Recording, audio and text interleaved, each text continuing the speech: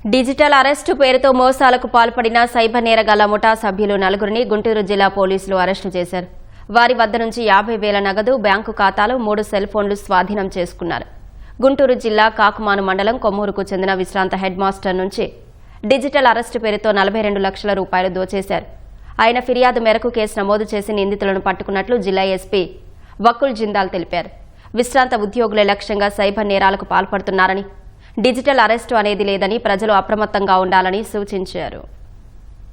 ఒక retired head master Mary మంజుల వాణి గారు ఆమెకు ముంబై సిఐడి నుంచి కాల్ చేస్తున్నారని చెప్పి ఆమె దగ్గర నుంచి 42 lakhs ట్రాన్స్ఫర్ చేయించడం జరిగింది.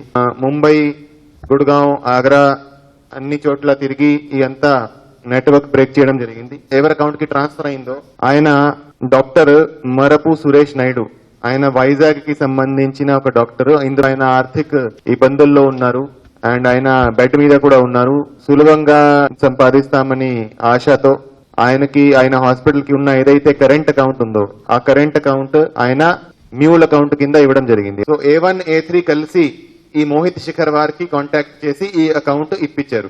సో ఈ నలుగురును ఈ రోజు అరెస్ట్ చేయడం జరిగింది. ఇంకా కూడా చాలా మంది ఈ డిజిటల్ అరెస్ట్ తో మోసపోతున్నారు.